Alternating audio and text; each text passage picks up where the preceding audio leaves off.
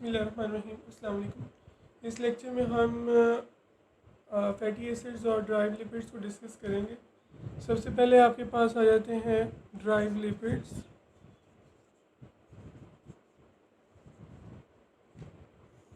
Drive lipids में आपके पास वो आते हैं जो हाइड्रोलिसिस ऑफ सिंपल लिपिड्स और कंपाउंड लिपिड्स के मिलने से बनते हैं। ठीक है, ये इन दोनों के मिलने से ड्राइव लिपिड्स बनेंगे आपके पास। अब आप आ जाते हैं ड्राइव लिपिड्स के अंदर कौन कौन से इंक्लूड होते हैं। सबसे पहले तो आपको आना चाहिए कि प्रोस्टेनॉइड्स आ जाते हैं आपके पास। उसके अलावा ल्यूकोट्राइन्स आ जाते हैं, लाइपोक्सिन्स आ जाते हैं। जब इन दोनों को आप मिलाएंगे तो आप इनको इकोसानॉइड्स, ठीक है। उसके अलावा आपके पास इसमें फैटी एसिड आ जाते हैं, कीटोन बॉडीज़ आ जाती हैं, स्टीरॉइड्स आ जाते हैं। स्टीरॉइड्स में आपके पास कोलेस्ट्रॉल और एल्डोस्टेरॉल्स वगैरह आ जाते हैं, ठीक है। तो यहाँ तक अभी हमने डिस्कस कर लिया है। अब हम जो है वो डिस्कस करेंगे जो आपके प्रोस्टाग्लैंडिन्स हैं, ल्यूकोट्राइन्स और लाइपोक्सिन्स हैं। ये हम एक अलग टॉपिक में डिस्कस करेंगे, मतलब अलग लेक्चर में देखेंगे। कीटोन बॉडीज़ और फैटी एसिड्स और स्टीरॉइड्स को, ये हम तीनों जो हैं वो इस लेक्चर में डिस्कस करेंगे। बाकी हम अपने नेक्स्ट लेक्चर में जो रिमेनिंग टॉपिक्स हैं वो डिस्कस करेंगे, ठीक है। ओके, अब आपको पता होना चाहिए फैटी एसिड्स क्या होते हैं। फैटी एसिड्स आपने याद रखने हैं, ये होते हैं कार्बोक्सिलिक एसिड्स होते हैं विद हाइड्रोकार्बन साइड चेन होती है, ठीक है। इनको आप एलिफैटिक भी कह सकते हैं, ठीक है। एलिफैटिक, पहली बात हाइड्रोकार्बन साइड चेन होती है। उसके अलावा आपने याद रखना है कि ये कार्बोक्सिलिक एसिड्स होते हैं।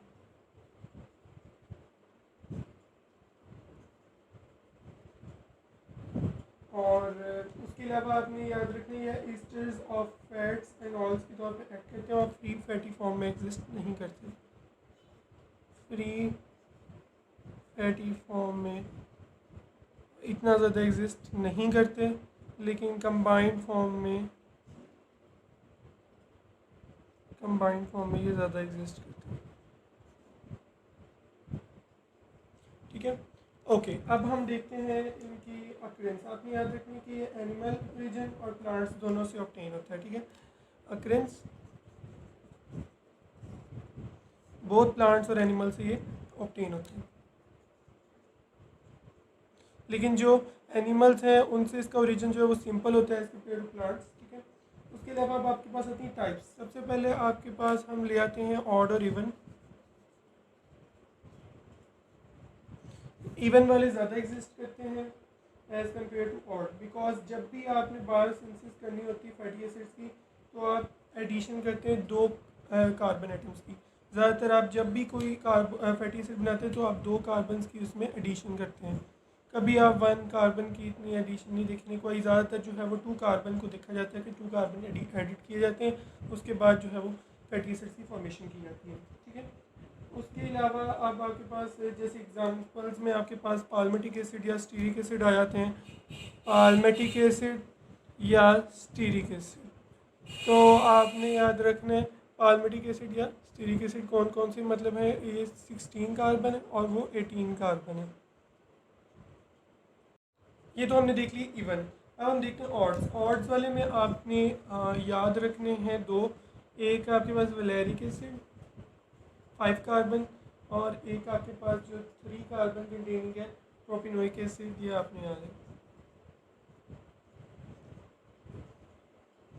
अब हम इनकी क्लासिफिकेशन करेंगे on the basis of saturation और अनसैचुरेशन। ओके, ये डिफरेंट टाइप्स हैं जिससे हम इनको क्लासीफाई करेंगे। सबसे पहले सैचुरेटेड और अनसैचुरेटेड। अगर तो डबल बॉन्ड कंटेनिंग होगा तो ये अनसैचुरेटेड होगा, जिसमें डबल बॉन्ड होगा, और जिसमें डबल बॉन्ड नहीं होगा वो सैचुरेटेड होगा, ठीक है। इसमें सिंगल बॉन्ड होगा। तो आपके पास सैचुरेटेड और अनसैचुरेटेड जो हमने डिस्कस कर लिए, ठीक है।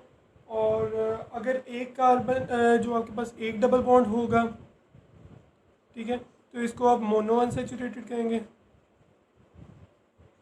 और अगर दो कार्बन होंगे, दो डबल बॉन्ड होंगे, तो आपके पास जो है वो कौन सा आ जाएगा आपके पास, पॉली अनसेचुरेटेड आ जाएगा। ठीक है, और इसकी एग्जांपल आपके पास बेस्ट जो है वो इकोसानॉइड्स हैं जो 20 कार्बन कंटेनिंग है, पॉली अनसेचुरेटेड फैटी एसिड्स। ठीक है, ये आपने याद रखनी है।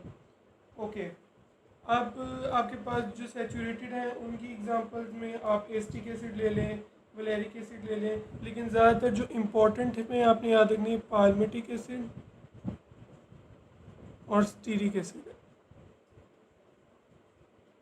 और जो अनसेचुरेटेड है, अनसेचुरेटेड में आपने याद रखनी है लिनोलिक एसिड,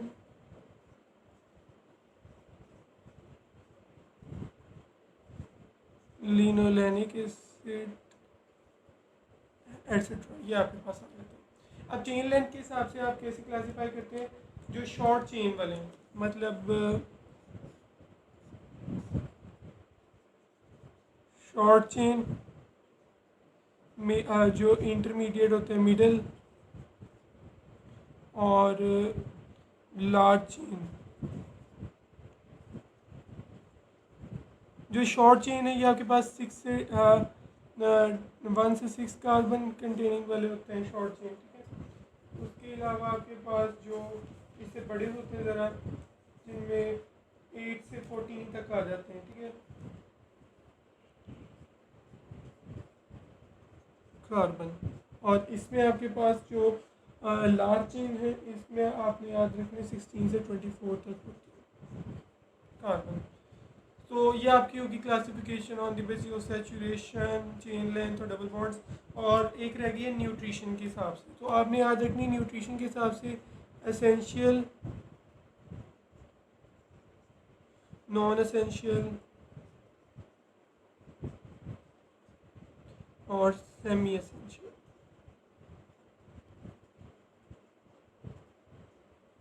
ठीक है, तो आपके पास जो एसेंशियल हैं, एसेंशियल वाले में आपने याद रखने कि जो हमारी न्यूट्रिशन के लिए हमें रिक्वायर्ड होते हैं, हमारी बॉडी सिंथेसाइज नहीं कर रही, इसमें आपके पास लिनोलिक एसिड है, लिनोलेनिक एसिड।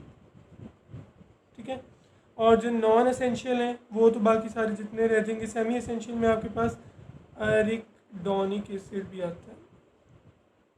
अगर तो एरिकडोनिक एसिड का जो प्रिकर्सर है लिनोलिक एसिड, ये प्रिकर्सर होता है, लिनोलिक एसिड एरिकडोनिक एसिड का प्रिकर्सर है। अगर ये अवेलेबल नहीं होता प्रिकर्सर लिनोलिक एसिड, तो एरिकडोनिक एसिड जो है ये एसेंशियल बन जाता है। ठीक है, ये आपने याद रखना है कि जो एरिकडोनिक एसिड है तब एसेंशियल बन जाता है। और एक बात याद रखनी है कि ये एसेंशियल इस वजह से होते हैं लिनोलिक एसिड और लिनोलेनिक एसिड, बिकॉज ये हमारी बॉडी जो है ना वो डबल बॉन्ड 9 और 10 कार्बन से बियॉन्ड जो है वो ऐड नहीं कर सकती। ठीक है, इसलिए जो है ये लिनोलिक एसिड और लिनोलेनिक एसिड जो है ये एसेंशियल अमाइनो एसिड्स हैं और ये हमारी बॉडी सिंथेसाइज नहीं कर सकती। ठीक है, तो ये भी आपकी कंप्लीट हो गई। और जो आपने याद रखना है कि जो पॉली अनसैचुरेटेड फैटी एसिड है उसमें ओमेगा 3 आ जाते हैं और ओमेगा 6 आ जाते हैं। ओमेगा 3 और ओमेगा 6 इधर आएगा।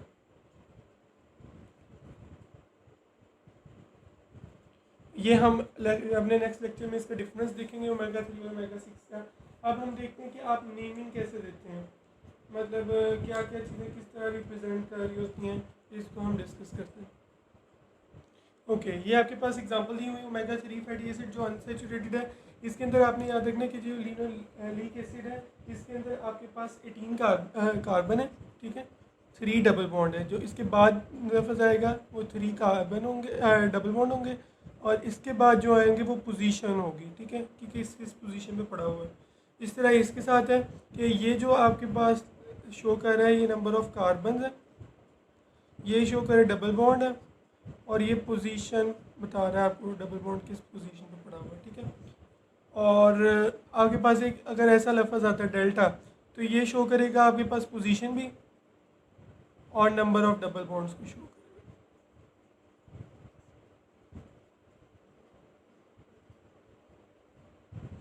जैसे यहाँ डेल्टा 9 आ जाए अगर, तो आपने याद रखना कि डेल्टा 9 शो कर रहा है कि डबल बॉन्ड पोजीशन नंबर 9 और 10 के दरमियान है। ठीक है, तो ये आपने याद रखना है।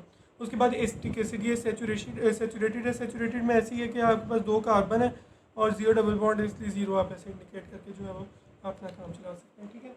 उसके बाद आपके पास आ जाते हैं नेमिंग। नेमिंग आपने याद रखनी है, जो सेचूरेटेड होते हैं उनके अंदर एनोइक एसिड आपने ऐड करना, ठीक है। और जो अनसेचूरेटेड है इनके अंदर इनोइक होता है,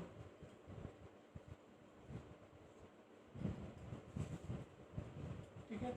जैसे आपके पास ओक्टाडिकोनोइक एसिड है इसमें,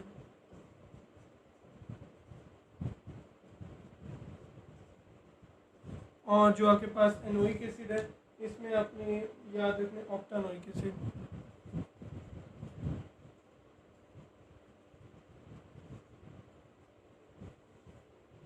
ठीक है। ये आपने याद रखनी है।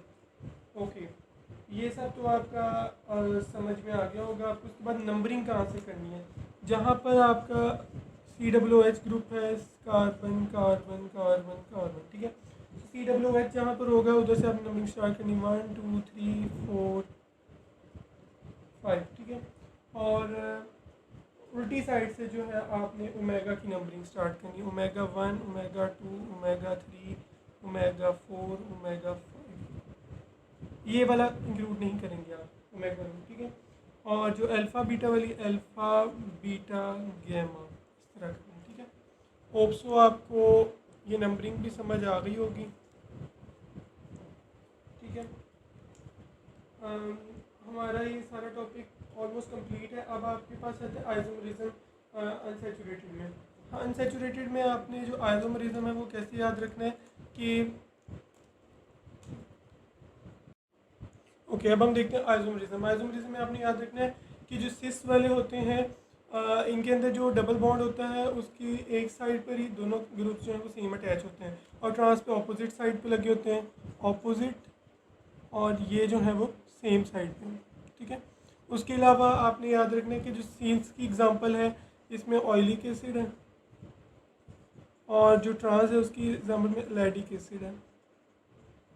याद रखिएगा सिस जो है ये अनस्टेबल होता है, ट्रांस स्टेबल होता है। इस वजह से सिस फॉर्म में जो है वो ज़्यादा हमारे जो अनसेचुरेटेड फैटी एसिड्स हैं ना वो सिस फॉर्म में रहते हैं, ठीक है, अनसेचुरेटेड फैटी एसिड्स। और अगर आप टेम्परेचर इंक्रीज़ करते हैं तो रोटेशन जो है वो आइसो ऑप्टिकल एक्टिविटी जो होती है, मतलब रोटेशन जो होती है वो ज़्यादा हो जाती है, मतलब रोटेट करना शुरू कर देते हैं आइसोमरिज्म, ठीक है। उसके बाद आपके पास आ जाते हैं डिफरेंट शेप्स होती हैं ऑयलिक एसिड की। अब जैसे आपके पास शेप जो है एल शेप है, ठीक है, ऑयलिक एसिड की आपके पास एल शेप है, और जो एलैडिक एसिड है इसकी स्ट्रेट चेन है, चेन, ठीक है। उसके अलावा आपने याद रखना कि जो आपका एरिडोनिक एसिड है इसकी यू शेप है,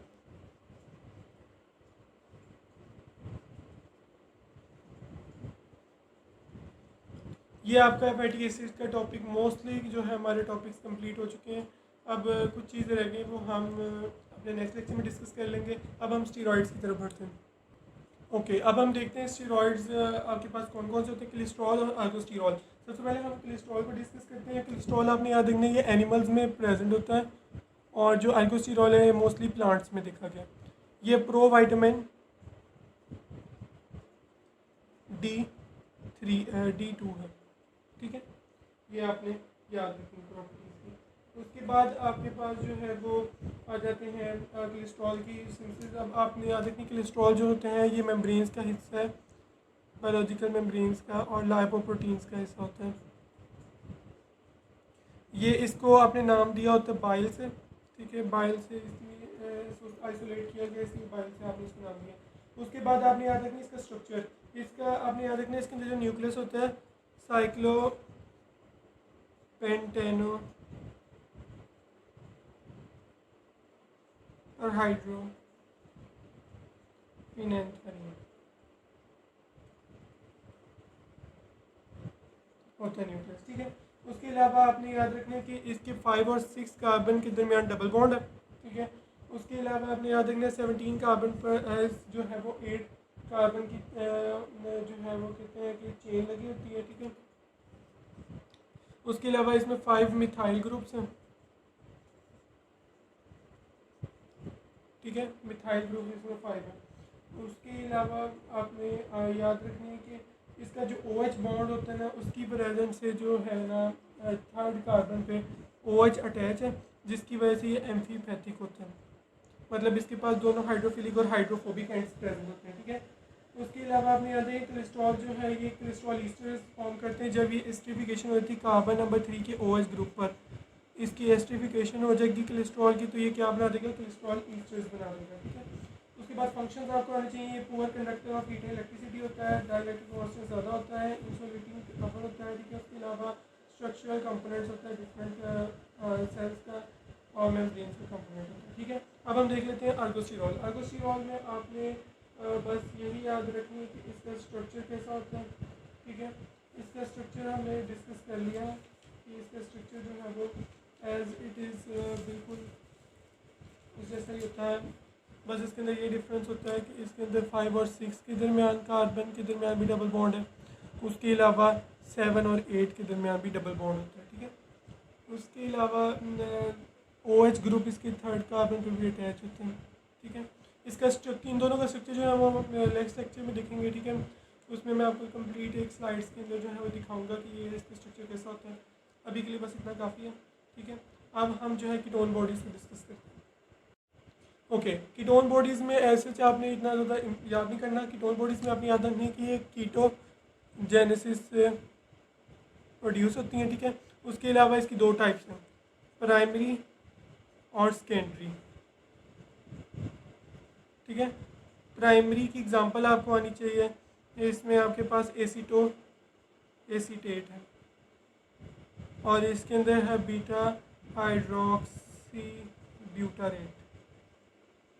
प्राइमरी वाली वो है जिसके अंदर दोनों एक जैसे ग्रुप हों, और जो आपके पास सेकेंडरी है उसमें डिफरेंट ग्रुप्स हो सकते हैं, ठीक है। होप सो आपको आज का लेक्चर समझ आ गया होगा। अगर आपकी कोई भी क्वेरी हो कमेंट सेक्शन में पूछ सकते हैं, और जो आपके रिमेनिंग टॉपिक्स हैं वो हम लिपिड्स के नेक्स्ट लेक्चर में डिस्कस करेंगे। Thank you.